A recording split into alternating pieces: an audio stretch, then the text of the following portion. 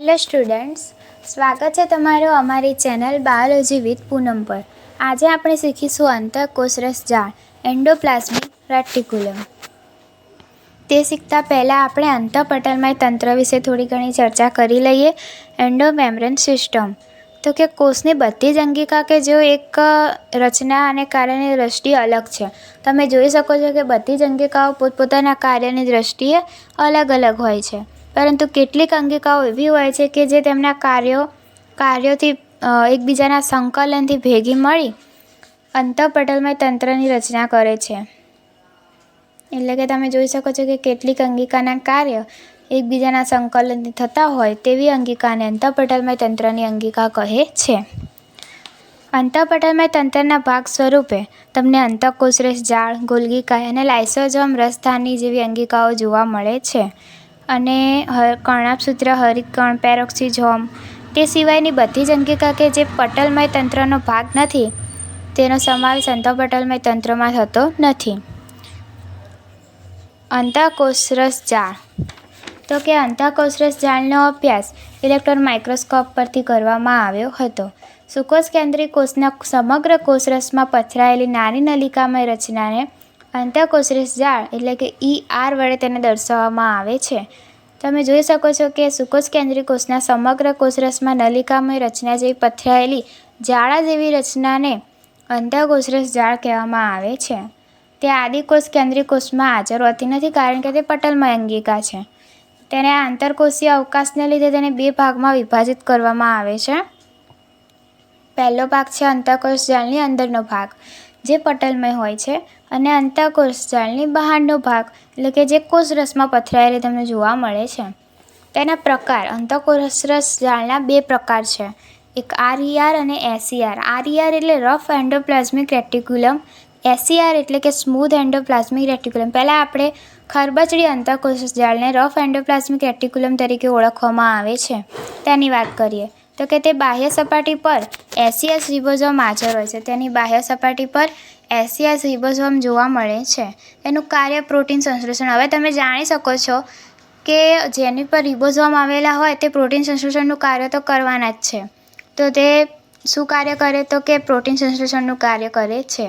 સક્રિય રીતે સ્ત્રાવી કોષોમાં જોવા મળે છે, સારા પ્રમાણમાં વિસ્તરેલી હોય છે અને બાહ્ય કોષ કેન્દ્ર પટલથી શરૂ થાય છે. કોષ કેન્દ્રની જે પટલ જે કોષ કેન્દ્રનું છે તેનાથી શરૂ થઈ કોષરસમાં પથરાયેલી તમને જોવા મળશે. ખરબચડી અંતઃકોષરસ જાળ જેની પર રિબોઝોમ આવેલા છે, SES રિબોઝોમ આવેલા છે જે પ્રોટીન સંશ્લેષણનું કાર્ય કરે છે, અને તે વધારે સ્થાયી જોવા મળે છે કારણ કે તેની પર રિબોઝોમ આવેલા તો તે વધુ સ્થાયી હોય છે. હવે આપણે સ્મૂધ એન્ડોપ્લાઝમિક રેટિક્યુલમ લીસી અંતઃકોષરસ જાળ વિશે ચર્ચા કરીએ તો કે તે લિપિડનું સંશ્લેષણ કરે છે. હવે તેની પર રિબોઝોમ ગેરહાજર હોય છે એટલે તે લિપિડનું સંશ્લેષણ કરશે.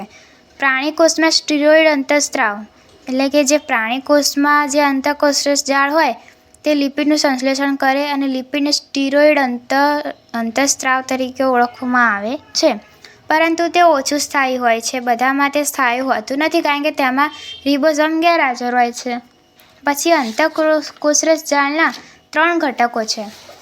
પહેલું સિસ્ટર્ની તો કે તે ચપટી પથરાયેલી રચના જોવા મળે છે તેને સિસ્ટર્ની કહે છે. પુટિકા તો કે અંડાકાર અને પટલમય હોય છે. નાની નાની પુટિકાઓ તમને જોવા મળશે જે અંડાકાર હોય અને પટલમય હોય છે.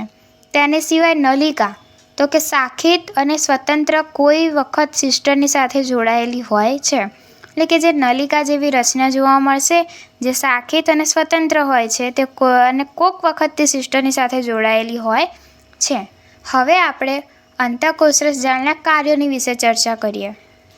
તો અત્યાર સુધી આપણે જોયું કે અંતઃકોષરસ જાળનો અભ્યાસ, તેની વ્યાખ્યા, તેનો પ્રકાર, 2 પ્રકાર પડે છે, એક લીસી અંતઃકોષરસ જાળ અને એક ખરબચડી અંતઃકોષરસ જાળ.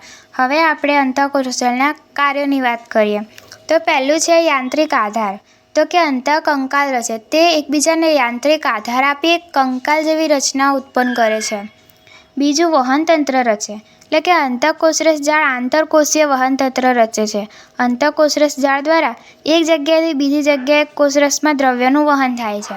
એટલે કે તેના દ્વારા તેમાં જે દ્રવ્યો બને છે તે એક જગ્યાએથી બીજી જગ્યાએ હવે તે કોષરસમાં પથરાયેલી તમને જોવા મળે, તેથી તે દ્રવ્યોનું વહન તો કરવાની છે. કેટલીક જગ્યાએ અંતઃકોષરસ જાળ એ કોષરસ પટલ સાથે જોડાયેલ હોય છે, માટે અંતઃકોષરસ પટલ દ્રવ્યનું વહન કોષની બહારની બાજુ નિકાલ કરી શકે છે.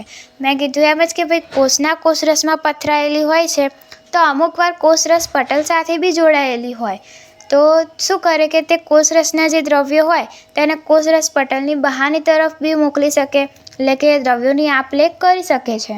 ખરબચડી અંતઃકોષરસ જાળ છે જે પ્રોટીનનું સંશ્લેષણ કરે છે, કારણ કે ખરબચડી અંતઃકોષરસ જાળ પર રિબોઝોમ આવેલા હોય છે.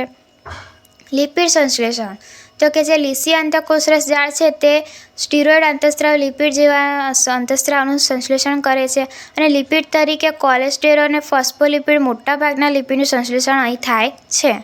એટલે કોષીય પાચન. હવે તમે જોશો કોષીય પાચન તો કે કોષરસની જૈવિક ક્રિયા કરવા માટે નલિકા પટલમાં મોટા પ્રમાણમાં સપાટી પૂરી પાડે છે, એટલે કે જે તેમાં નલિકા આવેલી છે તે મોટા પ્રમાણમાં સપાટી પૂરી પાડે છે કોષરસની જૈવિક ક્રિયા કરવા માટે. વિખંડન પામેલ પુટિકા અને અંતઃકોષરસ જાળના કેટલાક ઘટકોની આસપાસ ગોઠવાયેલ હોય છે.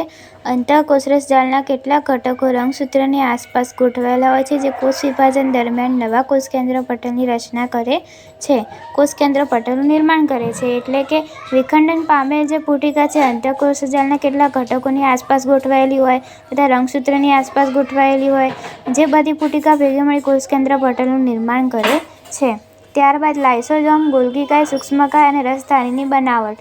તો કે અંતઃકોષરસ જાળમાંથી લાઇસોઝોમ, ગોલ્ગીકાય, સૂક્ષ્મકાય અને રસધાની જેવા નિર્માણ પામે છે, અને હરિતકણ અને કણાભસૂત્ર અંગિકા સિવાય દરેક પટલયુક્ત અંગિકાની રચના અંતઃકોષરસ જાળ દ્વારા થયેલ હોય છે. એટલે કે હરિતકણ અને કણાભસૂત્ર સિવાય બધીની અંગિકાઓ અંતઃકોષરસ જાળમાંથી નિર્માણ પામે છે. અંતઃકોષરસ જાળ એ ગોલ્ગીકાય અને સ્ત્રાવી દ્રવ્યોનો કાચો માલ પૂરો પાડે છે. એટલે કે ગોલ્ગીકાય તે અંતઃકોષરસ જાળમાંથી જ નિર્માણ પામી છે, અને તેમાંથી જે સ્ત્રાવી દ્રવ્યો હોય તે ગોલ્ગીકાયને પૂરા પાડે છે. પછી વિષ નિવારક તો લીસી અંતઃકોષરસ જાળ એ ડ્રગ્સ અને પ્રદૂષકો અને સ્ટીરોઇડના વિષ નિવારણ સાથે સંકળાયેલ છે. એટલે કે જે લીસી અંતઃકોષરસ જાળ છે તે ડ્રગ્સ, પ્રદૂષકો અને સ્ટીરોઇડ જે અંતઃસ્ત્રાવો હોય તેના વિષ નિવારણ સાથે સંકળાય છે, તેનું નિવારણ કરે છે. અને વિષ નિવારણ તરીકે સાયટોફોર્મ P450 ઉત્સેચકનું નિર્માણ કરે છે, જેનું કાર્ય ડ્રગ્સ અને ઝેરી દ્રવ્યોના વિષ નિવારણનું છે. હવે તમને પૂછે કે લીસી અંતઃકોષરસ જાળમાંથી કયું વિષ નિવારણ ઉત્પન્ન થાય છે, તો કે સાયટોફોર્મ P450 ઉત્સેચકનું નિર્માણ કરે છે, જેનું કાર્ય ડ્રગ્સ અને ઝેરી દ્રવ્યોનું વિષ નિવારણનું છે. તો આજે આપણે વાત કરી અંતઃકોષરસ જાળ અને તેના કાર્ય વિશે, તેના પ્રકાર, તેની વ્યાખ્યા વગેરે વિશે આપણે વાત કરી. જો તમને અમારો આજનો વિડીયો પસંદ આવ્યો હોય તો ચેનલને લાઇક, શેર અને સબસ્ક્રાઈબ કરવાનું ભૂલતા નહીં. Thanks for watching this video.